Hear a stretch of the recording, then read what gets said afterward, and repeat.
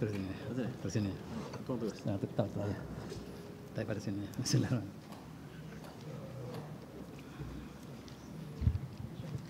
A'udzubillahi Bismillahirrahmanirrahim. Assalamualaikum warahmatullahi wabarakatuh. Alhamdulillah, alhamdulillahirabbil wa bihi nasta'in. Wal 'aqibatul muttaqin wa la 'udwana 'alal zalimin. Assalatu wassalamu ala asyrafil anbiya'il mursalin wa alihi washabihi ajma'in. Amma ba'du. Al-Fadil Mudir yang saya menghormati, Imam Bilal, Tuan Bilal, muslim-muslimat yang dirahmati Allah sekalian. Alhamdulillah dalam kesempatan malam ini dan sebenarnya juga dengan kejatuhan Kerajaan Osmaniyah pada bulan Mac pada tahun 1924, marilah kita kenang kejatuhan yang sangat mendukacitakan ini dalam tajuk menjelang 100 tahun kejatuhan Kerajaan Osmaniyah. Kejatuhannya berlaku pada tahun 1924 Masihi ataupun pada tahun 1342 Hijriah. Kalau kita ikut tahun Hijriah, tahun inilah tahun 102 kejatuhan Osmaniyah. Dan kalaulah kita kira tahun Masihi, kejatuhannya lah pada 99 tahun Masihi. Sebelum itu marilah kita lihat dengan surah Al-Isra. A'udzubillahi minasyaitonir rajim. Wa qadaina ila bani Israila fil kitab la tusfidunna fil ardi marratayn wa ta'lunna 'uluwan kabira. Sadaqal azim. Dan kami telah tetapkan kepada Bani Israel dalam kitab Taurat, pasti benar-benar mereka akan lakukan kemusnahan, kepasadan di atas muka bumi 2 kali, dan mereka akan melakukan kemusnahan yang total. Allah menceritakan dalam surah Isra ini menggambarkan sifat Bani Israel, dan Allah mengatakan 2 kali mereka akan melakukan kepasadan, kemusnahan di atas muka bumi. Ahli tafsir mengatakan kedua-dua ini telah berlaku. Ada yang mengatakan yang satu telah berlaku dan kali kedua belum berlaku. Kali pertama, ahli tafsir bersepakat bahawa ketika Bani Israel diutuskan para anbiya, mereka bukan saja menolak para anbiya, tetapi mereka membunuh para anbiya. Sebahagian anbiya yang diutuskan mereka bunuh. Lalu Allah turunkan bala kepada mereka, dan kota Jerusalem dilanggar ataupun diserang oleh Raja Babylon. Rumah ibadat mereka termasuklah Baitul Maqdis telah dihancurkan. Bangunan mereka telah dihancurkan, dan Allah berjanji mereka akan melakukan kemusnahan kali kedua. Ada ahli tafsir mengatakan kali kedua ialah yang sekarang berlaku, yang kita sedang hadapi mereka sekarang. Mereka melakukan kemusnahan yang total, melakukan kemusnahan seluruh dunia. Peperangan demi peperangan yang berlaku sekarang adalah perancangan dilakukan oleh mereka di atas nama New World Order. Sebelum itu kita lihat bagaimanakah kejatuhan Osmaniyah pada bulan Mac, 3 Mac tahun 1924. Satu masa dulu Osmaniyah, walaupun ketika akhir kejatuhannya, Kerajaan Osmaniyah masih besar lagi. Kita lihat di situ sebahagian daripada Afrika ialah sebahagian daripada Osmaniyah. Hijaz Osmaniyah. Balkan masih lagi sebahagian Balkan adalah Osmaniyah. Dan Greece yang kita panggil Yunani juga sebahagian daripada Osmaniyah. Ini ialah ketika zaman akhir Osmaniyah. Sedangkan sebelum itu Osmaniyah jauh lebih besar daripada apa yang ada sekarang. Dan inilah di antara saat-saat wilayah Osmaniyah yang ketika saat-saat kejatuhannya, walaupun demikian masih lagi besar, meliputi Iraq, dan kita lihat sebahagian daripada Hijaz, dan walaupun tidak sepenuhnya Saudi, tetapi seluruh kawasan tersebut bernaung di bawah Osmaniyah. Kejatuhannya secara langsung bergantung kepada Masjid Al-Aqsa. Masjid Al-Aqsa ialah kiblat umat Islam yang pertama dan 3 buah masjid yang paling bersih, paling suci dalam Islam. Dan ketika itu Osmaniyah menjaga Masjid Al-Aqsa. Mereka ingin ketika itu Zionis ataupun persatuan Yahudi yang ingin kembali ke bumi mereka kononnya. Dan mereka mengatakan Palestin ialah bumi mereka. Di situ letaknya Baitul Maqdis, Jerusalem, dan mereka telah sepakat untuk kembali mengambil bumi yang mereka katakan bahawa di situlah bumi moyang mereka dulu. Dan mereka mengatakan konspirasi. Ketua mereka ketika itu namanya ialah sebelah kiri, sebelah kanan, Theodor Herzl, nama pemimpin Zionis yang baru saja menubuhkan persatuan Zionis. Tujuan Zionis ialah untuk kembali ke bumi asal mereka kononnya, iaitu Palestin. Dan Palestin kata itu di bawah khalifah kita terakhir, Khalifah Sultan Abdul Hamid yang kedua yang sebelah kiri. Inilah menjadi konflik dan kejahatan kerajaan Osmaniyah sangat bergantung kepada ancaman ataupun angkara yang dilakukan oleh Bani Israel ataupun Yahudi. Selepas mereka sepakat untuk mengambil Palestin sebagai bumi mereka, mereka bertemu dengan Sultan Abdul Hamid. Mereka menawarkan berbagai-bagai tawaran, termasuklah rasuah. Mereka menawarkan jutaan wang lira untuk diberikan kepada Sultan, dengan pulangan Sultan memberikan Yahudi bertapak di Palestin. Dan mereka mengatakan, kami ingin sewa tanah Palestin untuk tujuan pertanian, dan itulah helah mereka. Helah ini telah diketahui oleh Sultan Abdul Hamid, Sultan yang sangat alim, Sultan yang sangat bertakwa dan tawaduk. Dia mengatakan kepada pemimpin Yahudi sebagaimana yang tercatat dalam sejarah cukup indah. Dia mengatakan, innani la astati' an akhali an shabrin wahidin min ardi Palestin. Saya tidak mungkin menyerah sejengkal pun daripada bumi Palestin. Inni la astati' an atakhalli an shabrin wahidin min ardi Palestin. Saya tidak akan serahkan walaupun sejengkal bumi Palestin. Fahiyal asad milku yamini, dia bukan milik saya. Bal milku ummah Islamiyah. Tetapi bumi ini bumi umat Islam seluruhnya, bukan bumi milik saya. Laqad jahada sya'bi fi sabi hadzal ard wa rahahu damahu. Dan bumi inilah bumi yang telah kami dapat dengan jihad. Kami telah tumpahkan darah yang banyak untuk dapatkan bumi ini. Dan untuk mendapatkan bumi ini, maka darahlah padanya.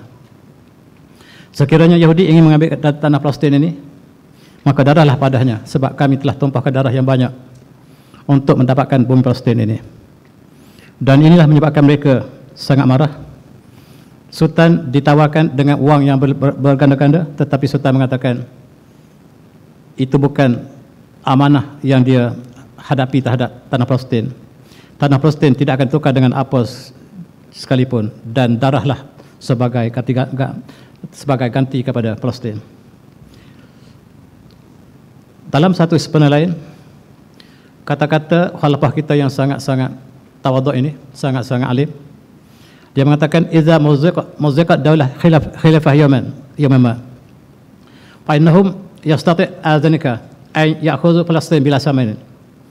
Dan satu masa sekiranya mereka dapat mengambil, ketikanya Khalifah Osmaniyah telah jatuh, Khalifah Osmaniyah telah dipecahkan, dikoyak, maka mereka boleh mengambil Palestin tanpa harga.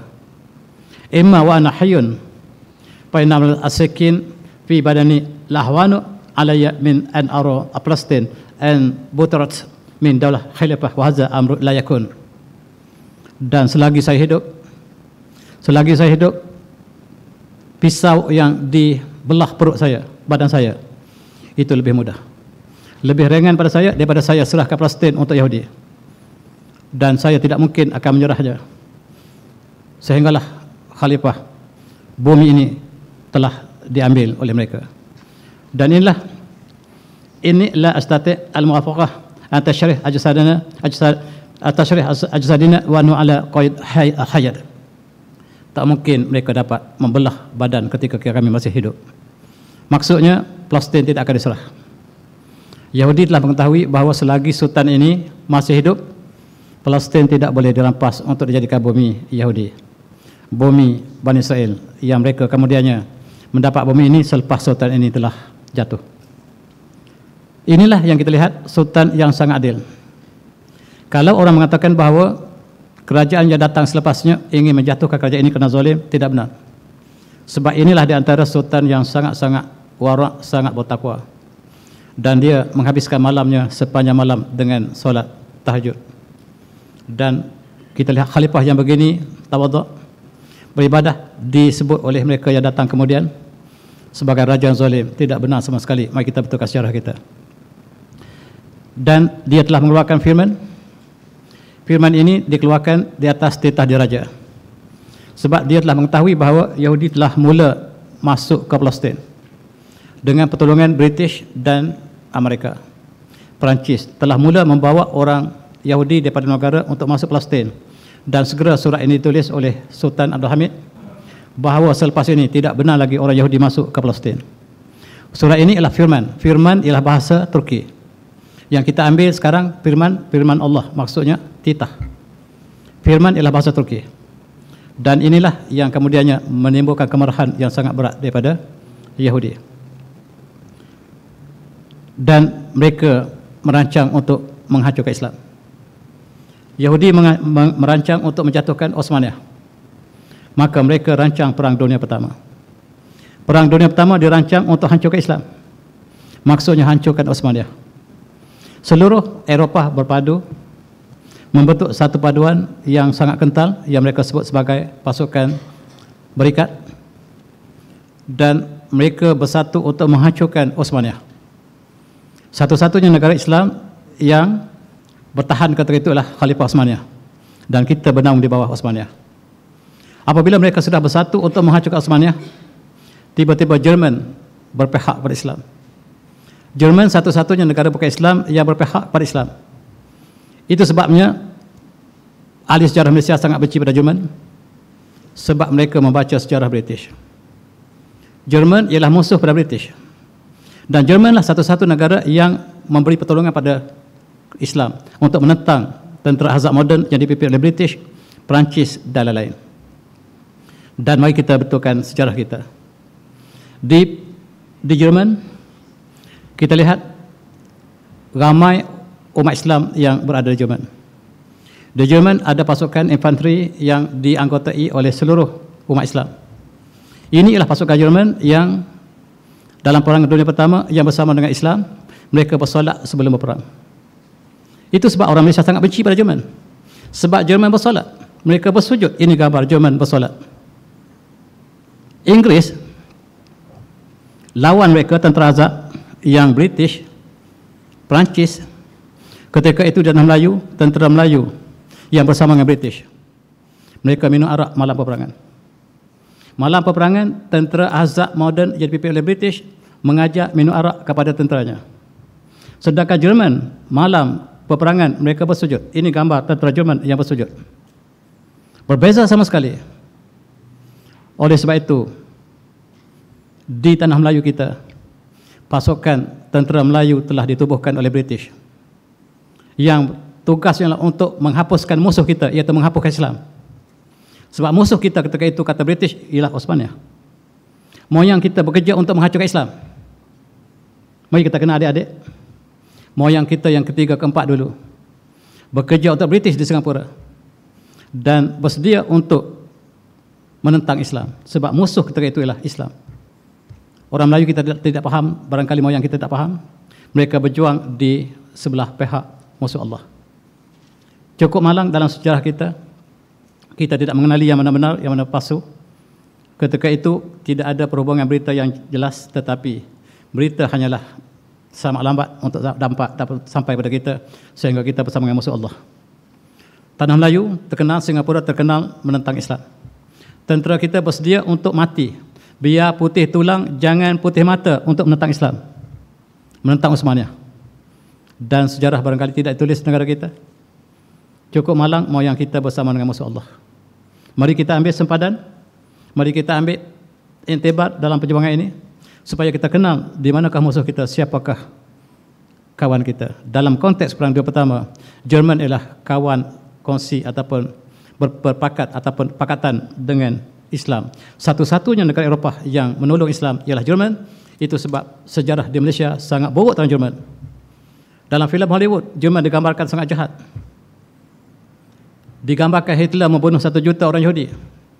Mereka tidak gambarkan bahawa Perdana Menteri Churchill yang membunuh 21 juta umat dunia. Tidak disebutkan. Yang di-highlightkan Hitler membunuh 1 juta orang Yahudi, sedangkan Winston Churchill membunuh 21 juta di-silentkan.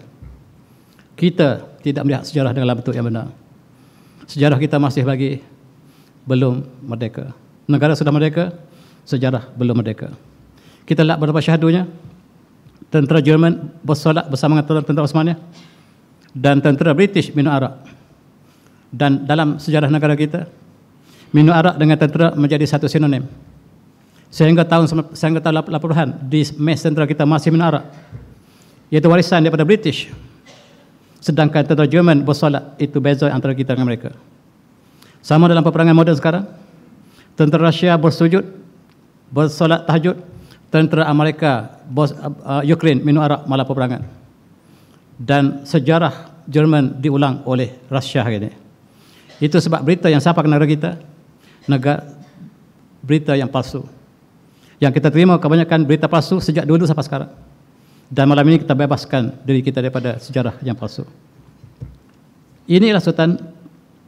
Dalam Perang Dunia Pertama kita kalah. Osmaniyah kalah, Jerman teruk kalah, yang menolong Islam, dan yang menang ialah tentera Azad moden yang dipimpin oleh British dan Perancis. Dan Sultan harus menyerahkan kuasa. Ini satu hari ketika kita kalah, Sultan untuk ke masjid solat Jumaat. Di tengah jalan kelihatan rakyat telah berkumpul. Rupa-rupanya rakyat Islam telah menerima berita daripada British mengatakan Sultan ialah zalim. Sedangkan Sultan ialah Sultan yang sangat-sangat warak. Propaganda British dan Yahudi mengatakan Sultan kamu zalim. Dia membunuh ramai orang. Oleh sebab itu harus dilucutkan. Siapa kata? Yahudi. Dan sebahagian daripada umat Islam telah terpengaruh. Umat Islam di tanah Melayu juga terpengaruh. Mereka membangkit dan menyokong perjuangan untuk menentang Osmaniyah. Cukup malang sejarah kita, dalam sejarah awal kita, mereka bangkit untuk menentang khalifah mereka sendiri, iaitu Osmaniyah, yang sampai hari ini barangkali belum ditulis sejarah negara kita. Kemudian di parlimen, ingat adik-adik, para santri sekalian, di parlimen ketika itu jumlah perwakilan bukan Islam melampaui ya Islam. Ya Islam menjadi minoriti dalam parlimen yang berada di Istanbul, yang dipimpin oleh Sultan Abdul Hamid. Dan perwakilan ahli parlimen yang bukan Islam mencadangkan supaya Sultan dipecat. Dan itulah nasib malang Sultan. Sultan dicadang dalam parlimen, parlimen telah majoriti bukan Islam. Yang datang daripada Bosnia Herzegovina, daripada Slovenia, daripada seluruh negara telah berkumpul dalam parlimen, dan mereka majoriti ialah bukan Islam, yang Islam minoriti. Yang majoriti memberikan cadangan supaya Sultan dipecat. Dan mereka membuatkan helah fitnah yang sangat-sangat berbeza dengan apa yang berlaku sebenarnya. Dan 5 orang wakil Yahudi masuk ke istana tiba-tiba, pakai terbus sebagaimana orang Turki. Kamu daripada mana? Kami daripada wakil seluruh wilayah Osmaniyah, mewakilkan kami untuk sampaikan mesej rakyat semua supaya tuanku jatuh turun, meletakkan jawatan sekarang juga. Sultan Abdul Hamid yang sangat adil ini terperanjat dengan kemasukan 5 orang wakil, entah daripada mana, semuanya Yahudi, dan memberi kata putus supaya Sultan letak ke jawatan.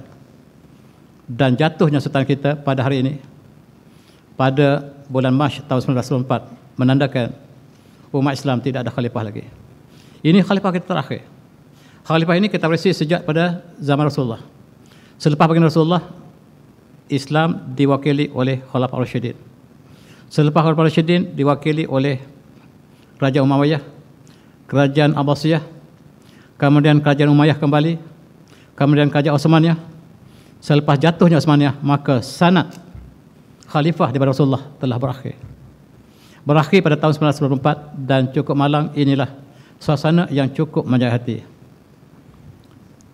Lebih malang, Sultan melantik mufti negara. Dan mufti yang terpengaruh dengan Yahudi memecat Sultan. Sultan melantik mufti, dan mufti diberikan fitnah oleh Yahudi, sehingga mufti percaya pada Yahudi, dan mufti pecat Sultan. Dan adik-adik baca surat pemecatan ini, boleh baca.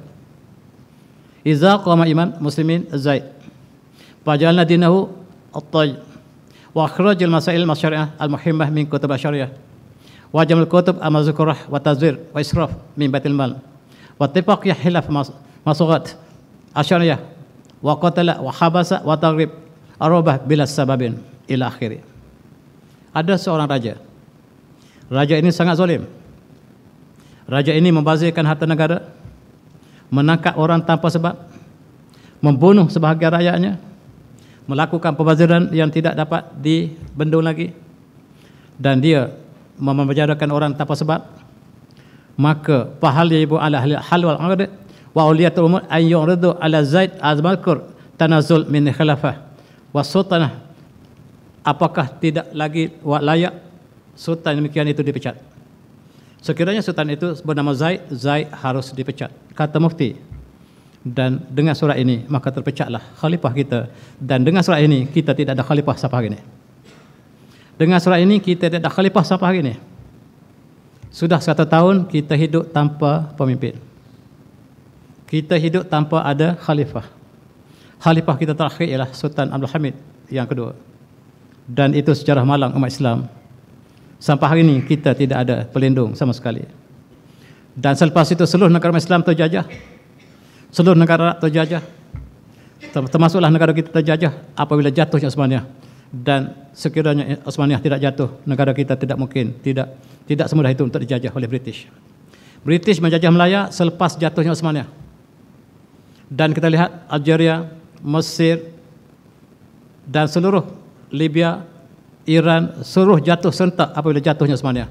Tidak ada satu negara Islam yang masih merdeka apabila jatuhnya Utsmaniyah, dan dia adalah pelindung kepada umat Islam. Sayang, sampai hari ini kita belum ada khalifah. Malam tersebut, sebaik saja muftinya memecat sultan ini, dalam bukunya tentang kisah akhirnya sebelum meninggal, dia menulis seperti ini.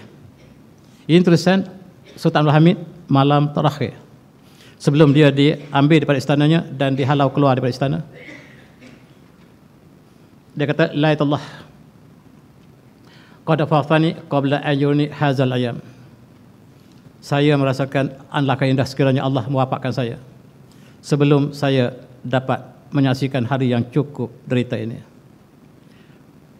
Parashtu sajadah wa akhadtu fi salah kana damai yasil kasel munhamiran min aini. Malam itu saya tidur, saya bersujud. Saya bersujud dan air mata saya bercucuran. Walam arfa ra'si anis sajadah hatta sabah. Saya sujud sampai isya. Saya angkat kepala saya hanyalah subuh. Berapa jam adik-adik? Lepas isya dia bersujud, tak pakai bangkit sampai subuh.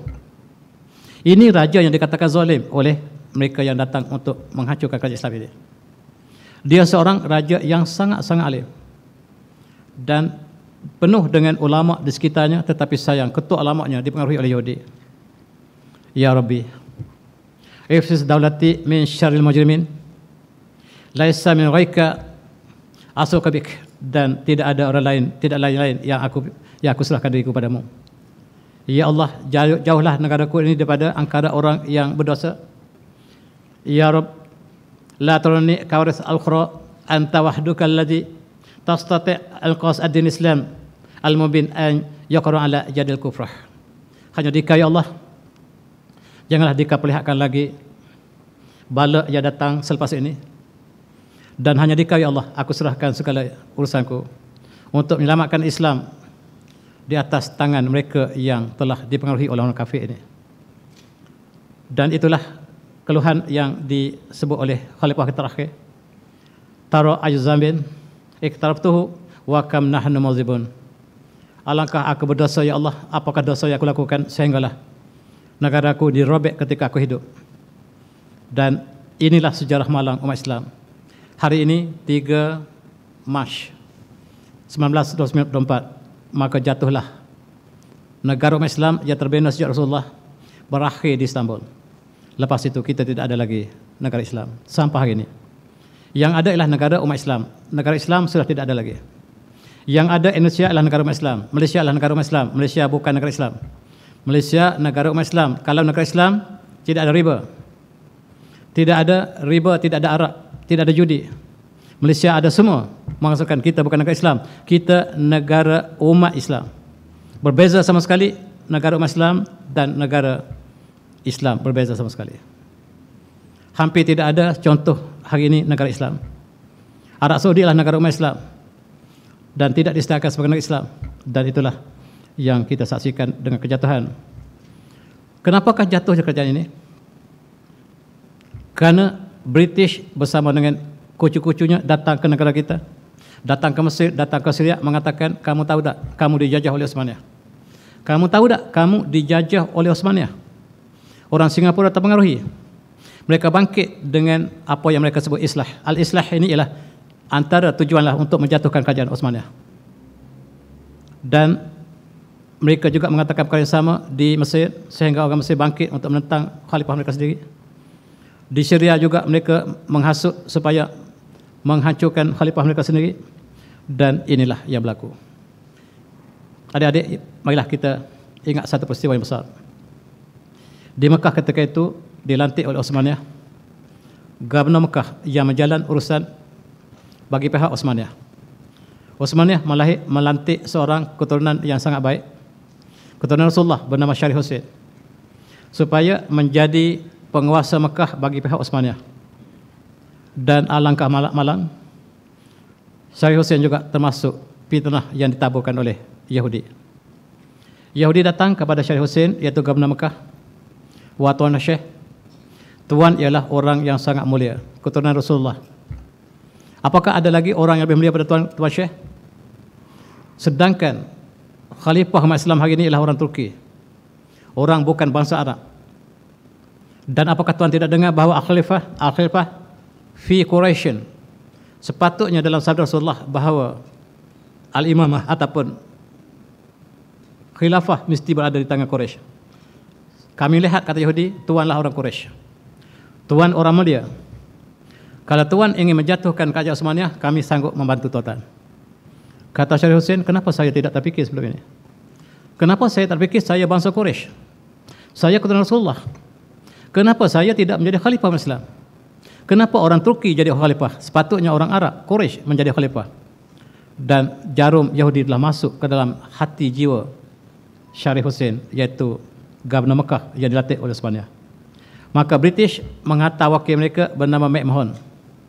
McMahon telah memberi senjata yang banyak kepada Syarif Hussein, dan senarai dikatakan diberikan bom yang banyak, dan diberikan 3,000 senapan, dan diberikan jutaan peluru, diberikan berbagai-bagai alat peperangan, diserahkan kepada Syarif Hussein untuk lawan khalifahnya sendiri.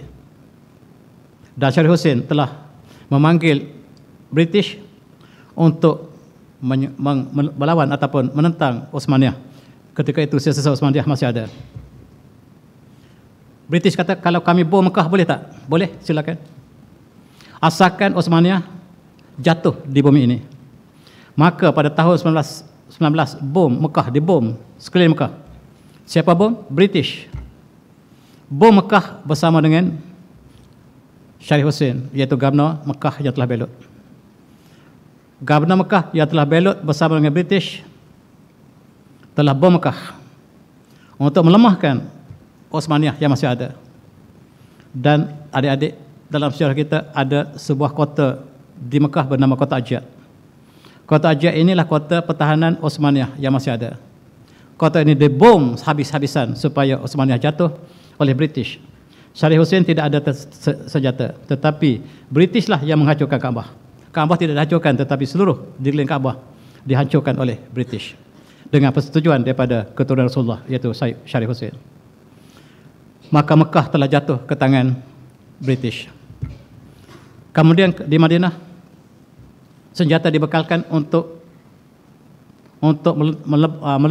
meledak jalan kerapi yang dibina oleh Osmaniyah daripada Istanbul sampai ke Madinah. Dan sekali lagi dihancurkan oleh Lawrence of Arabia, seorang Yahudi yang bersama-sama dengan kumpulan Syarif Hussein telah sama-sama merosakkan jalan kereta dan memutuskan perhubungan di antara Istanbul dengan Mekah, Madinah. Kalau kita pergi umrah hari ini ke Madinah, masih ada stasiun kereta api yang dibina oleh Osmaniyah sebagai tanda terakhir kerajaan Osmaniyah di Madinah. Adik-adik, kalau pergi umrah nanti, melawatlah stasiun kereta api ini sebagai kenangan kita yang terakhir, bahawa itulah sentiasa Ketapi yang dibina oleh Kerajaan Osmaniyah, khalifah kita terakhir, dan kemudiannya dihancurkan oleh Yahudi yang bertopeng di bawah sebagai tentera British yang telah menghancurkan Jalan Kereta Api ini, dan orang yang menghancurkan inilah bernama Lawrence of Arabia, seorang Yahudi yang sangat jahat. Tetapi dalam filem yang difilmkan dalam negara kita dianggap sebagai hero padang pasir. Ingat tuan-tuan, filem yang ditulis oleh British, buku tulis British, sejarah tulis British, semuanya bohong. Dia adalah musuh Islam yang paling kental. Dan dia mengatakan, dia bercakap bahasa Arab, adik-adik, syartu annani wada'tu yadai ala syarian allati yarbatu at-turk bil arab falma fajannahu faqadna dzalika syarian. Apa dia kata?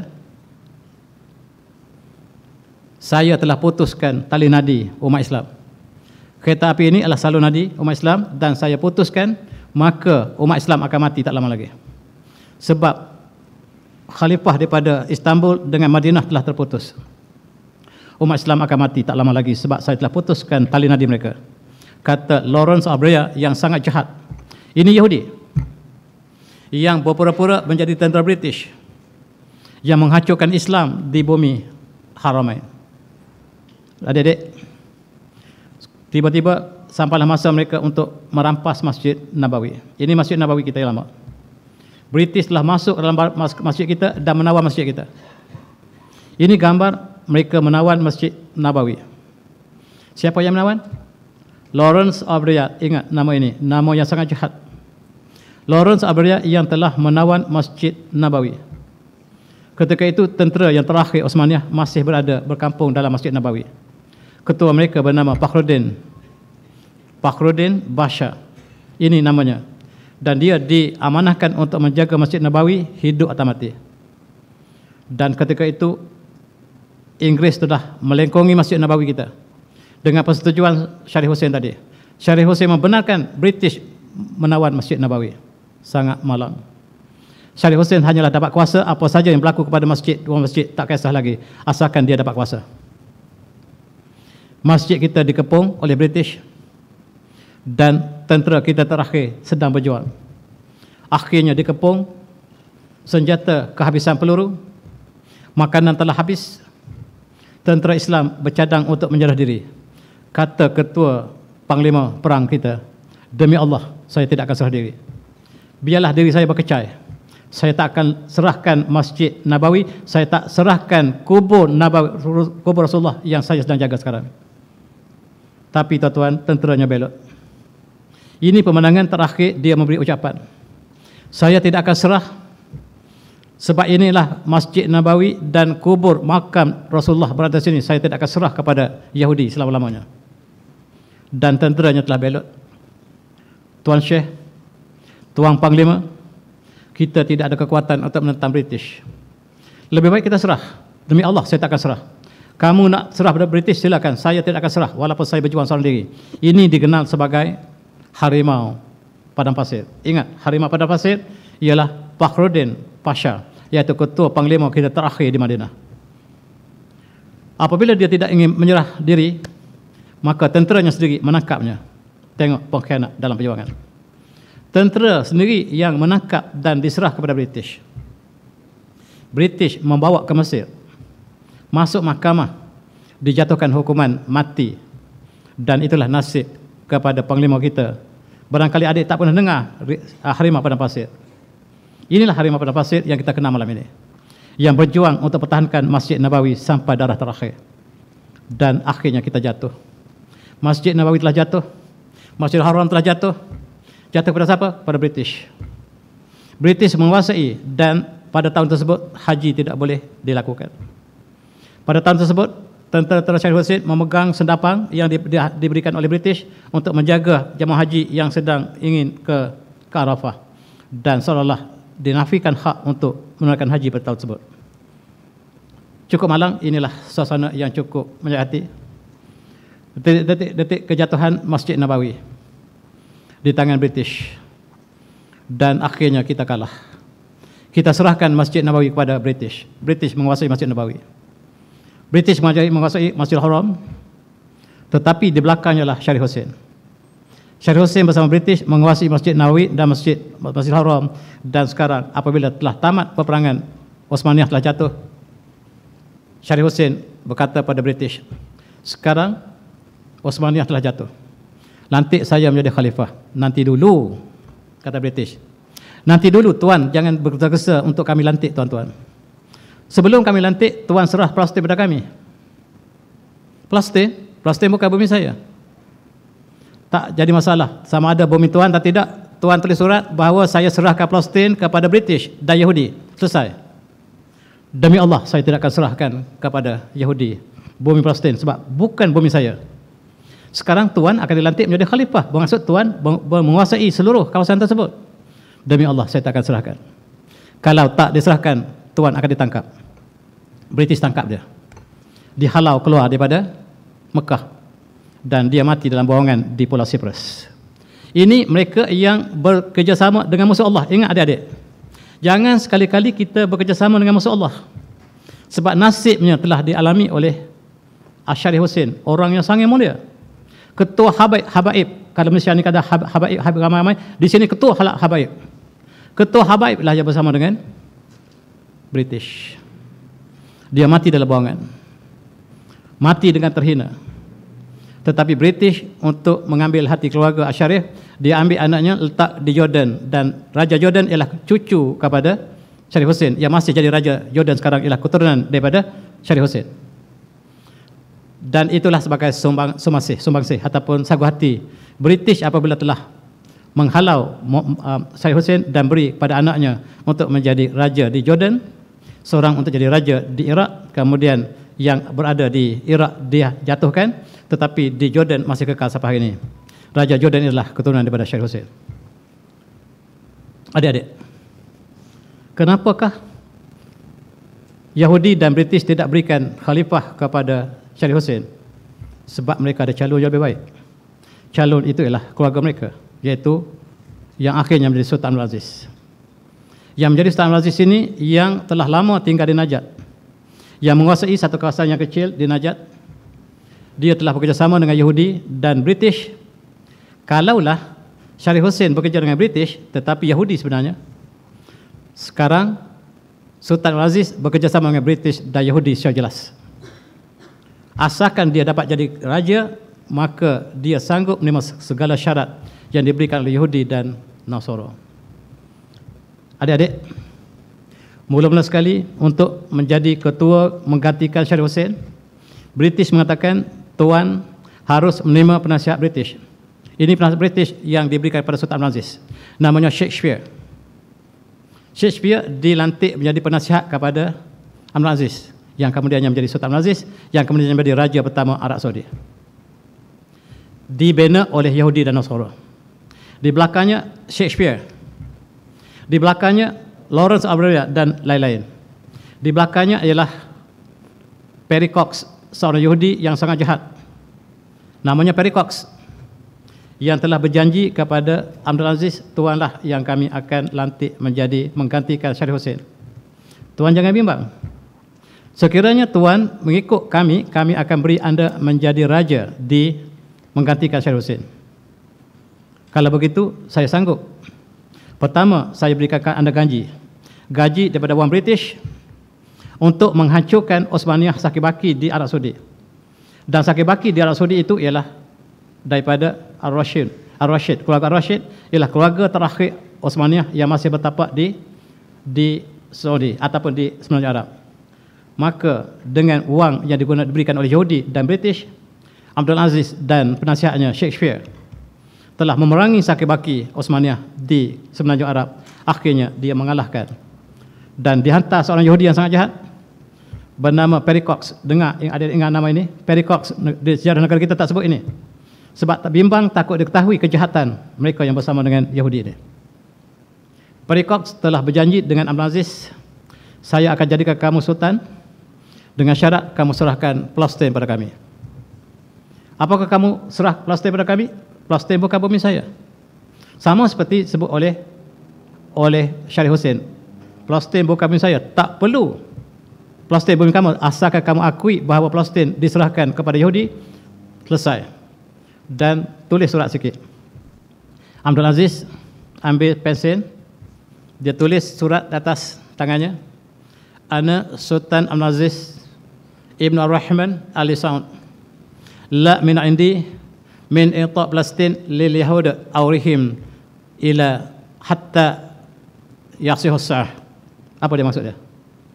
Saya tidak halangan untuk serahkan Palestin kepada Yahudi ataupun yang lain. Saya tidak ada halangan untuk serahkan Palestin kepada Yahudi yang miskin ataupun yang lain. Dan saya berjanji untuk serahkan sampai hari kiamat. Itu sebab hubungan antara Yahudi, Israel dengan Saudi sangat rapat sampai sekarang. Dan terbentuklah sebuah kerajaan di bawah naungan British dan Yahudi yang menaungi kerajaan baru yang disebut Mamlakah Arabiah Saudiyah. Ini sejarah supaya kita faham apakah yang berlaku di Tanah Arab. Sebelum ini ketika zaman Osmaniyah, Mekah dan Madinah adalah bumi kita bersama. Kita boleh pergi ke sana bila masa kita sebab Mekah dan Madinah adalah bumi kita. Syekh Ahmad Patani, Syekh Daud Patani, Syekh Muhammad Arsyad Al-Banjari, Syekh Abdul Wahab Bugis, Syekh Abdul Rahman Al-Misri, semua berkumpul di Mekah dan mereka dialurukan oleh kerajaan Osmaniyah. Mereka membeli tanah di sana sehingga mereka ada tanah wakaf yang banyak di sekeliling Mekah. Tetapi kerajaan telah bertukar. Kerajaan Osmaniyah diganti oleh kerajaan Mamlakah Arabiah Saudiyah. Kata kerajaan baru, di sinilah bumi kami. Mekah, Madinah adalah bumi kami. Siapa nak datang mesti minta izin kami. Kalau kami bagi, anda boleh datang. Kalau kami tak bagi, anda tak boleh datang. Berbeza sama sekali dengan Osmaniyah yang mengatakan bahawa Mekah, Madinah adalah bumi kita bersama. Sampai hari ini, kalau mereka tak bagi visa, kita tak boleh pergi. Sebab ini bukan bumi kita lagi. Ini bumi kerajaan Saudi sekarang. Berbeza sama sekali sejak pada zaman Khalifah Rashidin. Sampailah Osmaniyah, Mekah lah bumi kita bersama. Tetapi selepas Khalifah kita jatuh, maka bumi ini, bumi mereka, bukan bumi kita lagi. Mari kita berfikir. Dan sejarah ini tidak ditulis. Dan ada beberapa orang yang bertanggungjawab pembinaan kerajaan Saudi. Saya sebutkan satu persatu. Yang pertama adalah Sheikh Shafir daripada kanan sekali. Yang kedua adalah Sir Perry Cox yang dua daripada kanan. Yang ketiga adalah Ben Gurion yang memberikan wang kepada Saudi untuk menghancurkan Osmaniyah. Dan yang ketiga, yang terakhir, yang keempat ialah Pilby yang disebut sebagai John Pilby. Mereka merancang dan memberi pertolongan kepada Abdul Aziz untuk mengalahkan sakit-baki Osmaniyah dan akhirnya mereka menjadi kerajaan mereka lah Mamlakah Arabiah Saudiyah. Kisah ini boleh kita tulis dalam buku yang tulis oleh Pilby, Takdir Ilahi. Akhirnya Abdullah Pilby yang merancang untuk menjatuhkan kerajaan Osmaniyah, Allah takdirkan dia memeluk Islam. Dia memeluk Islam dan dia pecah rahsia segala-galanya. Apa yang saya sebutkan ini ialah apa yang disebut oleh Abdullah Pilby. Dia tukar namanya Abdullah Pilby. Daripada John Pilby, dia tukar menjadi Abdullah Pilby. Dan dia memecahkan rahsia bagaimanakah kerajaan Saudi ditubuhkan oleh Yahudi dan Nasara. Bukan saya kata, dia kata. Adik-adik boleh baca Ayam Arabiah, cukup mendebarkan kita. Saya baca dengan berdebar hati, berdebar-debar. Yang tulis oleh Abdullah Pilby selepas dia meluk Islam. Dan Arabia of the Wahhabi, itu ditulis oleh Pilby. Dia menceritakan bagaimana satu keluarga lagi, satu kumpulan lain yang bersatu dengan keluarga Saud untuk merintah kerajaan Saudi ialah keluarga Wahhabi namanya. Dan mereka mula mengganas di Mekah. Dan dikisahkan oleh Abdullah Pilby bahawa mereka menjembelih umat Islam sebab mereka dikatakan kafir kerana tidak mengikut paham mereka sampai hari ini. Mereka menggelar diri mereka sebagai Wahhabi ataupun Salafi ataupun menegak sunnah Rasulullah. Dan mereka inilah yang kemudiannya membunuh umat Islam. Dan adik boleh baca dalam syarah Kashful Asy-Syubhat yang ditulis oleh Muhammad Abdul Wahab. Dan ini adalah sebahagian daripada perancangan jahat mereka untuk umat Islam. Dan ini ditulis oleh mufti kita. Mufti Mekah mengatakan, mufti ini adik-adik boleh baca dalam bukunya Fitnah Al-Wahhabiyah, adik-adik boleh baca. Dan dia menulis, apabila kumpulan ini bersama British, keluarga yang disokong oleh British dan Yahudi ini masuk ke Taif, mereka membunuh orang dalam masjid sebab mereka mengatakan darah mereka halal sebab mereka telah melakukan bid'ah. Mereka melakukan sufism yang bercanggah dengan Islam, mereka sebut. Dan mereka berhak untuk dibunuh. Sehingga kanak-kanak di atas dukun dalam masjid juga dibunuh. Dan pembunuhan terus dilakukan. Dan di antara yang dibunuh ialah tokoh-tokoh besar kita ialah Syekh Abdullah Azawi, mufti Mekah, dibunuh oleh mereka. Kemudian Syekh Abdullah Abu Khair, iaitu Qadhi Mekah, dibunuh sebab mereka telah keluarkan fatwa mereka kafir, sebab mereka membina kubur dan lain-lain. Syekh Sulaiman bin Murad, Qadhi Taif, telah dibunuh. Syekh Yusuf Azawi telah dibunuh, dan yang membunuh ini namanya adalah Ikhwan Wahabiyah. Mereka lah yang membunuh umat Islam di Mekah, Taif, di Riyadh dan sekitarnya, sebab mereka mengatakan yang Islam adalah mereka saja, yang mengikut pahaman mereka yang lain adalah bukan Islam, dan darah mereka halal. Kita dengar satu kalimah daripada Syekh Ahmad Zain Dahlan, ialah mufti kita di Mekah. Ketika itu dia menulis dalam fitnah yang cukup menakutkan. Dia kata seperti berikut, adik-adik terjemah bila saya baca. Wa kasir min hadits an-nabi sallallahu alaihi wasallam fiha at-tasrih bi hadzal fitnah.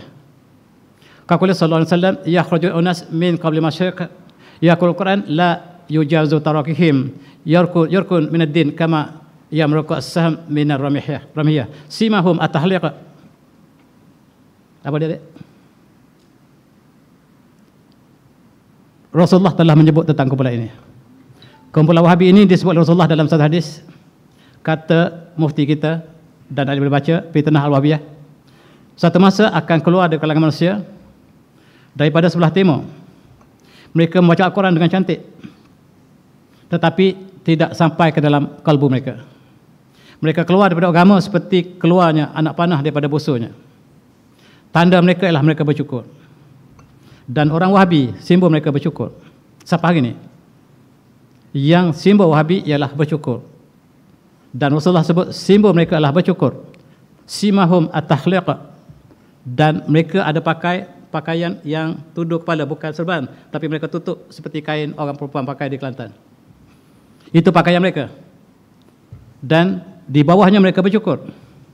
Itu tanda yang disebut Rasulullah, bahawa satu masa akan keluar mereka ini yang membaca Quran sangat indah, tetapi tidak masuk ke dalam kalbu mereka. Mereka keluar daripada Islam seperti keluarnya anak panah daripada busur. Tanda mereka lah bercukur. Itu tanda satu kumpulan yang akan datang, satu masa akan datang. Dan kita saksikan kumpulan ini datang ketika jatuhnya Kerajaan Utsmaniyah di sana. Apabila mereka masuk ke Mekah, mereka telah meruntuhkan kesan-kesan sejarah. Dikatakan hampir 90% kesan-kesan sejarah, termasuklah rumah Rasulullah, rumah Siti Khadijah, rumah Sayyidina Abu Bakar, rumah Sayyidina Hamzah, rumah Sayyidina Ali, diroboh oleh mereka. Dan termasuklah tempat lahir Rasulullah, yang sebelum ini didirikan sebuah masjid untuk mengingati kelahiran Rasulullah di situ, telah dibeli dan dihancurkan dan dibina sekarang perpustakaan. Cukup menarik ialah tempat Yahudi mereka tidak usik. Ketika di Mekah mereka hancurkan kubur dan sebagainya, tetapi tempat Yahudi di Khaybar, tempat kota Yahudi, mereka kekalkan dan mereka jaga dengan baik, dengan kononnya sebagai tempat pelancongan. Sedangkan kesan Islam di Mekah, di Madinah mereka hancurkan. Ini kumpulan yang bakal muncul, kata Rasulullah. Kumpulan ini akan muncul dan mereka membaca Quran dengan cantik, tetapi iman tidak masuk ke dalam. Tanda mereka bercukur. Tuan-tuan, kita lihat tanda mereka lah bercukur sampai hari ini. Di bawah kainnya mereka tidak pakai serban, dan mereka ambil kain letak di sini seperti orang Yahudi. Pakaian mereka letak kain letak di sini. Tuan-tuan yang semati, inilah kota Khaybar yang sedang berlaku sekarang. Dan bumi Palestin telah jatuh. Mereka telah mengambil Palestin, diserah pada British. British serah kepada Yahudi. Dan yang menyerahkan ialah seorang Yahudi bernama Balfour. Dan itu sebab kita sebut sebagai penjajah Balfour. Balfour ialah menteri luar British yang menyerahkan Palestin kepada Yahudi. Ini surat penyerahannya. Surat yang disujukan kepada Lord Rothschild. Dan Yahudi masuk ke dalam Palestin dan khalifah dimasukkan. Kemudian negara umat Islam pun terjajah satu persatu. Daripada Morocco, Algeria, Libya, Mesir, Iran, Iraq, Turki, semua dijajah apabila jatuhnya Utsmaniyah. Dan kita juga dijajah. Jatuhnya Utsmaniyah, kita termasuklah Filipina, termasuklah Vietnam lah campur satu masa dulu. Seluruh Jawa jatuh apabila jatuh Osmaniyah. Kalau Osmaniyah tak jatuh, dalam sejarah mengatakan insya-Allah tak jatuh bumi kita kepada British. Tapi jatuh Osmaniyah, maka jatuh seluruh. Tidak ada satu pun bumi Islam yang masih tinggal. Tidak ada satu pun. Jatuh Osmaniyah yang menjatuhkanlah orang Islam. Mari kita ambil iktibar peristiwa ini dan kita dimakan oleh mereka sebagaimana mereka menikmati hidangan. Dalam satu hadis Rasulullah mengatakan, yushik an tada'a alaikum al-umam min kulli ufuq. Satu masa kamu akan diratah oleh umat daripada seluruh ufuk. Dan para sahabat bertanya, ya Rasulullah, apakah kita hari itu sedikit? Kata Rasulullah, tidak. Balakan, tetapi kamulah kumpulan yang banyak, tetapi seperti buih kasail kawasya'is sail yaj'al al-wahan fi qulubikum wa yuza ar-rabb min qulubikum. Sebab ketika itu perasaan takwahan telah masuk dalam jiwa kamu dan perasaan gerun musuh pada kamu telah hilang. Luhibbukum ad-dunya wa karahatikumul al-maut. Sebab hari itu kamu cintakan dunia, kamu benci mati. Bila kamu benci mati dan kamu cinta dunia, maka kamu akan diratah oleh orang lain. Dan sekarang kita benar-benar diratah. Dalam kurun ke-20, seluruh negara Islam diratah oleh mereka sebagaimana mereka ratah makanan di atas meja dengan rakusnya. Dan Palestin telah hilang satu demi satu hingga yang ada sekarang ialah Gaza dan West Bank. Maka itulah sejarah malang. Mereka telah menawan Masjid Al-Aqsa tahun demi tahun, dan inilah tahun 67 mereka telah naik ke Masjid Al-Aqsa kita. Pada tahun 73 mereka membakar Masjid Al-Aqsa.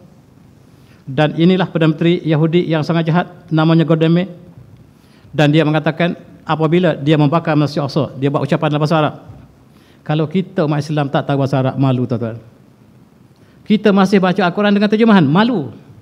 Orang Yahudi cakap dalam bahasa Arab, dengar ucapan dia.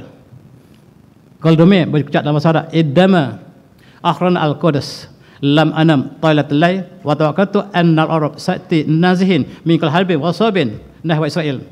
Pandama bazal sabah alimtu aqantu annana amam ummatin naimah. Apa dia kata?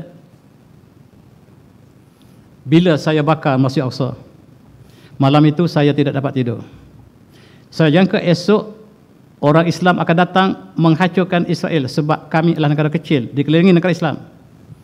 Tetapi bila subuh menjelma, saya yakin dan saya percaya bahawa tidak ada apa-apa yang berlaku.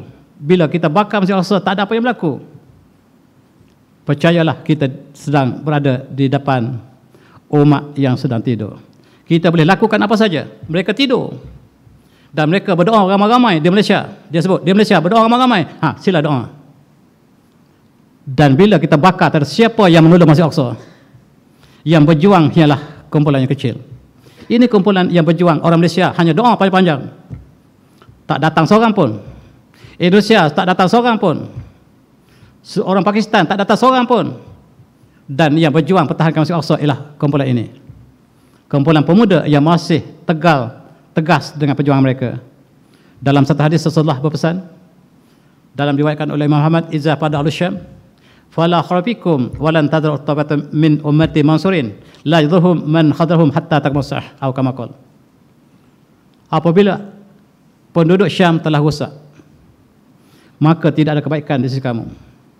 Tetapi sentiasa akan muncul satu kumpulan daripada umatku yang mereka sentiasa berjuang di atas kebenaran. Orang tidak sokong mereka, tapi Allah yang menyokong mereka. Mereka akan terus berjuang walaupun tidak ada sokong oleh sesiapa. Siapakah mereka? Kita tak tahu. Ada kumpulan yang kecil Rasulullah sebut. Mereka tidak ada sokong oleh siapa. Kumpulan ini pun tidak ada sokong, tuan-tuan. Kumpulan yang sedang berjuang di Palestin ini tidak ada sokong hatta oleh Saudi sendiri. Negara Arab, Jordan tidak menyokong mereka. Tapi mereka terus berjuang. Dan itulah perjuangan. Dan tuan-tuan, 100 tahun telah berlalu, hampir. Osmaniyah yang besar telah jatuh.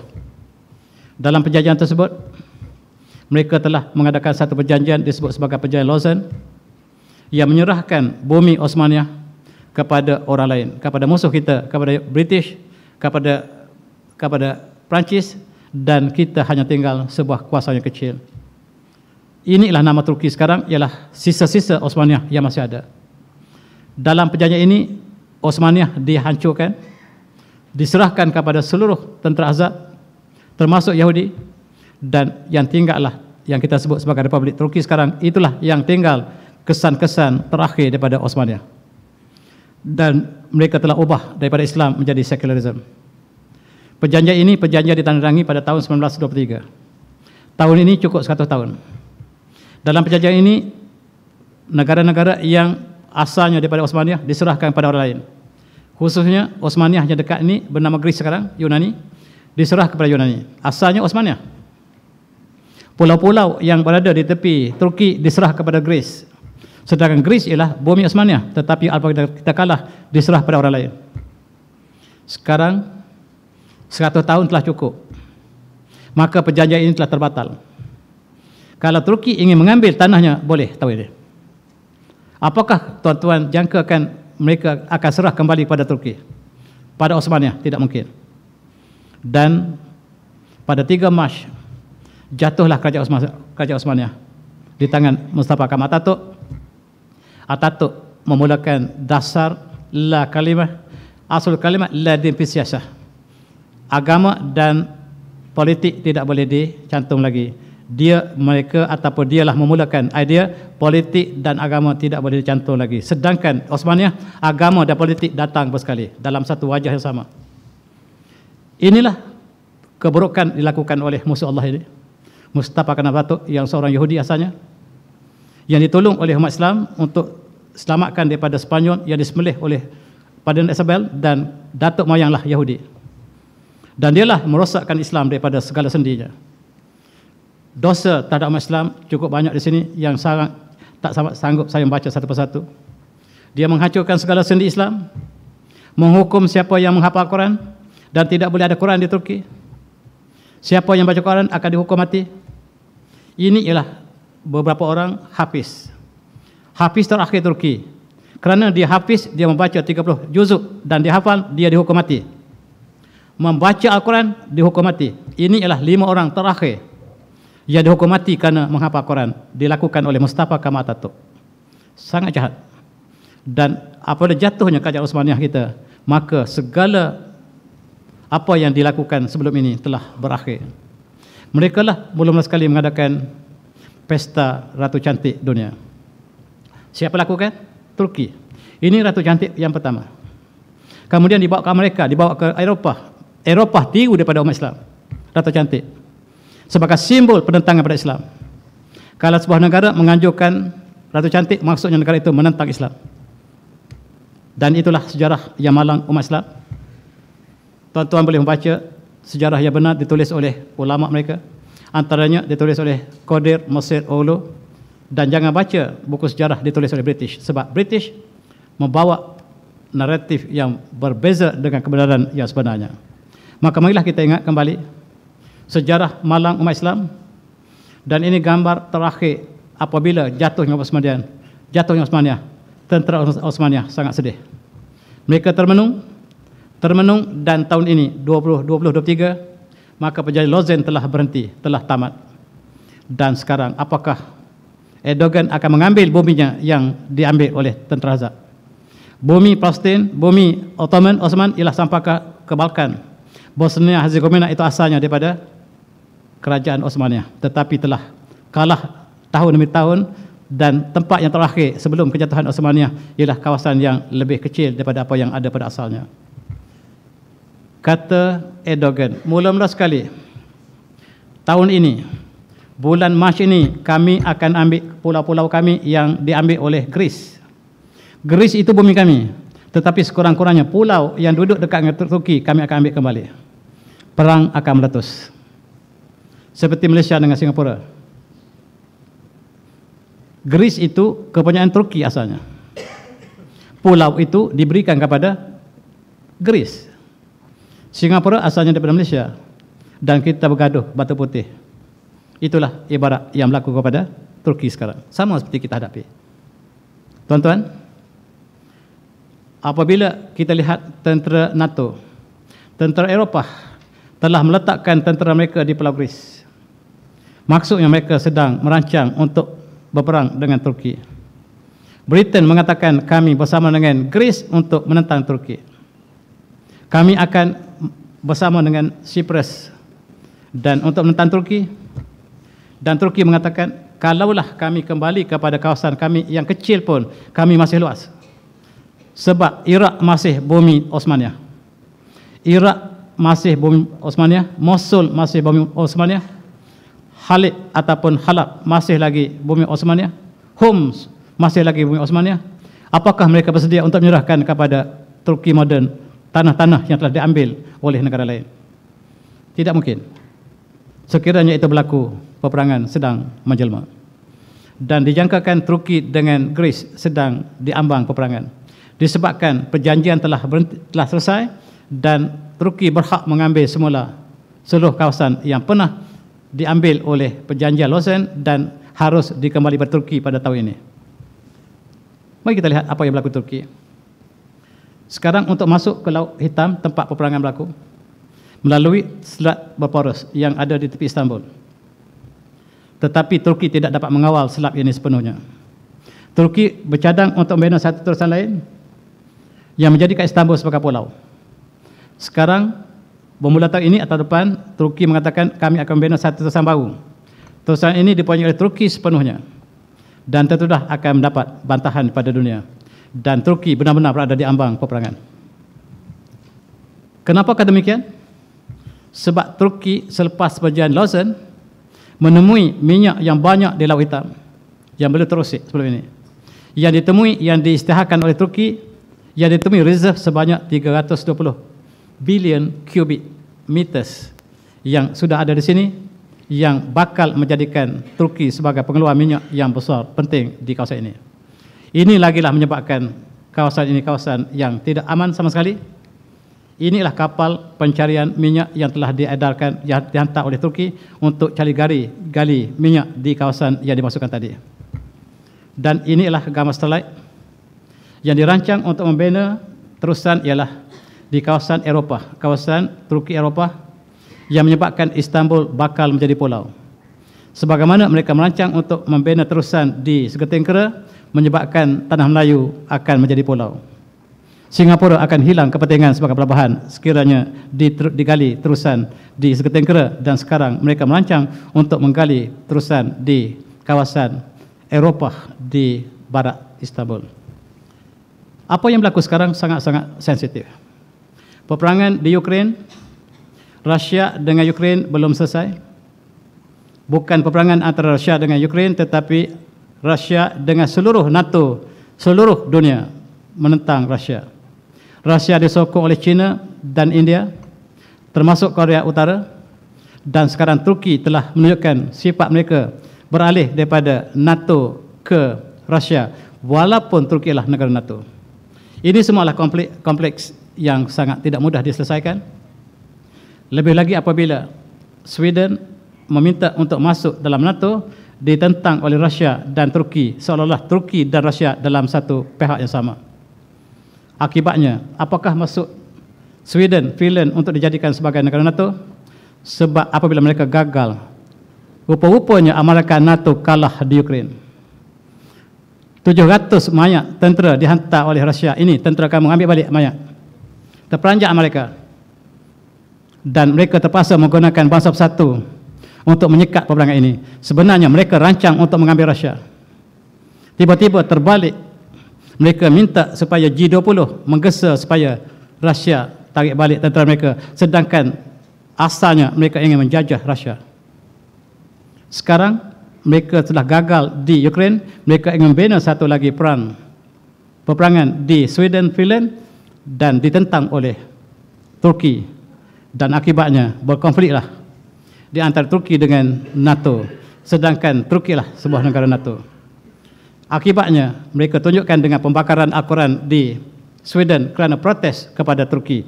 Turki dalam diambang kegentingan yang sedang ditunggu oleh seluruh negara NATO dan negara Eropah. Tuan-tuan, berlakunya pembakaran Al-Quran ini bukan untuk Turki semata-mata, untuk umat Islam seluruhnya. Dan kita lihat tiba-tiba gempa bumi yang tidak dapat kita jangkakan berlaku di kawasan yang memang kawasan itu kawasan gempa bumi. Tetapi yang menariknya ialah sebelum gempa bumi ini berlaku, seluruh Istanbul, seluruh kedutaan NATO di Istanbul telah tutup dan mereka kembali ke negara mereka, seolah esok akan berlaku sesuatu yang besar. Tiba-tiba berlaku gempa bumi yang besar, bukan di Istanbul tetapi kawasan Sindhu Arfa, iaitu tempat Nabi Ibrahim dibakar. Dalam sejarah Islam yang agung, kawasan inilah yang telah terjadi gempa bumi yang sangat menakutkan, dan siri-siri gempa bumi yang sangat banyak menyebabkan kerusakan, kemusnahan yang sangat-sangat total, yang tidak pernah berlaku barangkali. Dan ini diberikan ucapan sebaik saja berlaku peristiwa ini.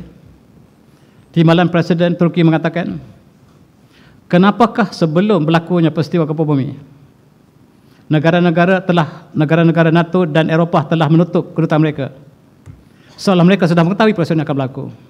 Sepatutnya mereka beritahu kepada Turki sekiranya ada perkara-perkara yang berlaku dengan keganasan. Sepatutnya mereka beritahu Turki, sama-sama kita selamatkan, tetapi mereka membiarkan, dan Turki kemudiannya menerima mehnah yang sangat dahsyat. Dan ini ialah Presiden Space Agency Turki. Dia mengatakan bahawa gempa bumi yang berlaku di Turki itu ialah man-made earthquake. Bukan saya kata ya, tapi dikatakan oleh Presiden Kajian Angkasa Raya Turki mengatakan bahawa ini dilakukan oleh orang lain. Bukan semata-mata gempa bumi yang tabii, tetapi ditambah oleh orang lain. Dan dia terus mendakwa bahawa daripada satelit dapat dilihat bahawa mereka memancapkan satu titanium, satu logam titanium yang sepanjang 10 meter.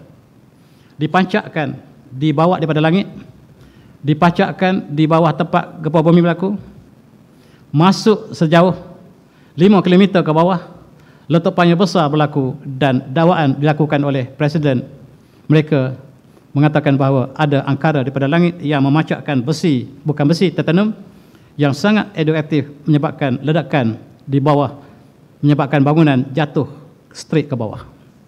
Bukan saya kata, tetapi Presiden mereka mengatakan bahawa 7/8 skala Richter ini ialah man-made earthquake. Bukan kita kata, tetapi pakar angkasa lepas mereka yang mengatakan demikian. Kenapa demikian? Sebab Turki menimbulkan kemarahan daripada NATO dan negara Eropah, dan Turki sekarang mengadakan hubungan dengan Rusia. Inilah menyebabkan kemarahan yang tidak dapat ditara lagi oleh Amerika dan juga negara NATO dan Eropah seluruhnya. Lebih lagi, Turki telah menandatangani dengan Rusia untuk kerjasama dalam keadaan space ataupun angkasa lepas, dan ini menimbulkan kemarahan yang tidak dapat taranya, dan berlakulah apa yang berlaku. Dan marilah kita kenang, sejarah ini telah berlaku 100 tahun lepas. Perjalanan Lausanne telah 100 tahun lepas telah berlaku, dan sekarang Turki boleh membawa dirinya. Turki boleh membawa dirinya untuk membentuk sebuah negara yang lebih besar daripada sekarang. Tetapi tentulah musuh Islam tidak akan membenarkannya. Pada bulan Mei akan datang, pilihan raya akan berlaku di Turki, dan mereka sudah mencadangkan calon untuk menentang Presiden sekarang ialah calon yang sangat bahaya, calon daripada parti sekular Tulen yang bakal mengambil alih Turki sekiranya mereka menang dalam pilihan raya ini, dan kegiatan Islam akan terbantuk sama sekali. Dan kita berdoa supaya Islam menang kembali di Turki. Mudah-mudahan apa yang kita bincang ini dan kemusnahan yang dirancang oleh mereka tidak berlaku. Dan itulah tuan-tuan, marilah kita sama doa, mudah-mudahan kita terhindar daripada segala keburukan, sebab Turki adalah sebahagian daripada jasad umat Islam yang sama. Wallahu a'lam, dan saya sudahi dengan wabillahi taufik. Assalamualaikum warahmatullahi wabarakatuh. Tasbih.